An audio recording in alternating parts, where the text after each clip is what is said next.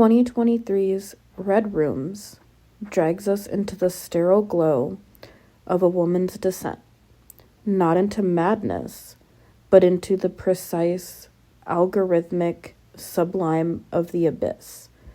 Kellyanne doesn't just browse the dark web, she inhabits it. She gambles with ghosts, codes an AI confidant named Guinevere like a digital familiar, and auctions her soul for the final frame of a girl's last breath. This is no mere voyeurism. This is the contemporary, immersion as identity. She isn't a journalist, not in the credentialed sense. Yet she echoes the Gonzo lineage with terrifying fidelity. Hunter S. Thompson didn't report on the American dream. He mainlined it until his synapses screamed. He became the story, ether and all, because observation without participation was a coward's lie. Ernest Hemingway taught him the game. Stand in the arena, let the bull's horn graze your ribs, feel the hot blood of the real. Death in the Afternoon wasn't journalism. It was a love letter to mortality. Thompson inherited the obsession and went feral with it, shattering the glass walls between observer and observed. In doing so, he unwittingly cracked open the floodgates to the degeneracy and mean-spiritedness that would congeal into Lolcow culture decades later. Thompson's Gonzo wasn't just immersion, it was permission to mock the freaks, to chase the high of chaos, to turn human wreckage into spectacle. He broke down the barriers of decorum, and what poured through was the online horde, armed with keyboards instead of typewriters, turning vulnerability into viral sport. Kellyanne is their heir in the age of fiber optics. Her arena is the screen, her bowl the unblinking eye of the Red Room. But Red Rooms is more than Gonzo journalism, updated for the terminal era. It is a mirror held to the collective psyche in what we might call Post Lolcow Culture. The old Lolcows like Chris Chan, the tragic clowns of Kiwi farms, were milked for content and personal entertainment. They're suffering a public comedy.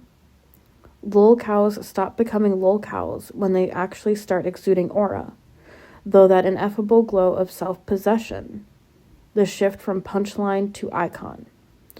Chris Chan, post-arrest, post-everything, flickers with it now. Aura earned through the crucible, no longer milkable because the mockery bounces off like light on chrome. The algorithm has professionalized the gaze. We no longer mock the weak, we yearn for the monstrous.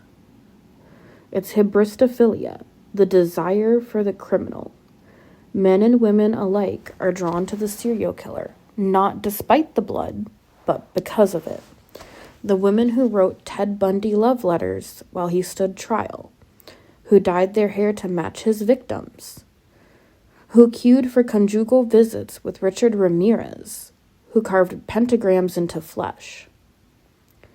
The men who, in rarer but no less telling cases, fall for women like Casey Anthony and Jodi Arias, convinced of their innocence or never knowing what they did in the first place, like the new fans of Casey Anthony who follow her on Substack for her political takes. Civilization demands we repress the urge to destroy, to possess utterly, to return to the inorganic silence. But the serial killer and the Lolcow act, they are the id unbound, the one who says yes to the void while we can only stare. Lacan called the surplus pleasure jouissance, the painful bliss at the edge of the symbolic order, where language fails and the real stares back. The killer is that stare personified. Jung would recognize the archetype, the shadow, the rejected twin we project outward and then court in secret. The killer is not other. He is the part of us that knows the world is meat and appetite. We send him letters. We bid on his relics.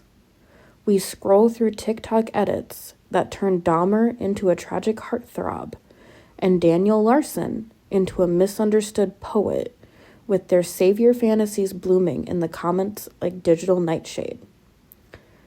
Kellyanne's obsession is the purest form yet. Abstracted, commodified, bloodless in execution, but total in surrender.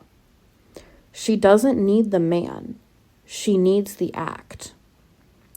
The video is the lover, silent, eternal, unbetrayable. In Post Lolcow Culture, the pathetic has been dethroned. The Lolcow was contemptible because he failed at monstrosity. The serial killer succeeds. He is potency incarnate. The audience doesn't pity the victim anymore. The victim is background noise. The real story is mostly with the one who did it.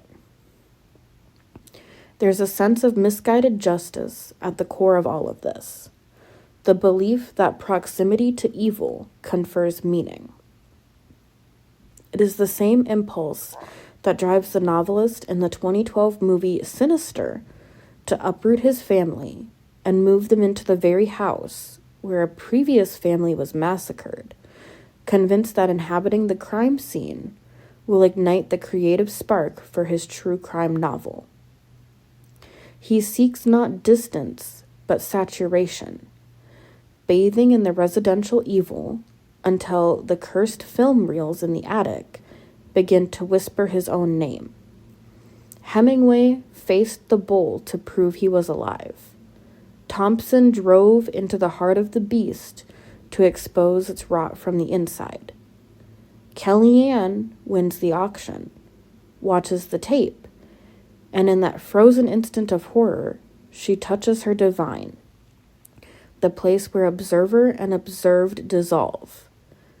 No catharsis, no redemption, just the exquisite recognition. I see you. I am you. Some have fallen into the traps of promised infamy by kicking hornets' nests, like Kiwi Farms and Soy Jack Party. It's an easy way to be memorialized and outright ignored, sometimes easier than making your own wiki article, as they will do it for you, acting as your own personal scribes. But there's a poignant parallel to the infamous court scene in Red Rooms, where Kellyanne sits in the gallery wishing to be seen. She's not just watching, she's participating. Her presence a silent bid in the auction of judgment. The need to troll and be trolled is all the same. Sitting in the digital courtroom, finally gaining the attention of the accused, feeling the energy shift when the lolcows and detractors snap back, the promise of aura and lore carrying you on. The barriers dissolve, troll becomes cow, observer becomes instigator. In Red Rooms, the court erupts in chaos when Kellyanne dresses up as one of Chevalier's victims, just like Kiwi and the Shardy's many locked threads have exploded into bans and threats over someone refusing to stay anonymous, wanting to be the next Chris Chan or Daniel Larson. No real winners, just the glow of an unfeeling screen that isn't yet keeping score.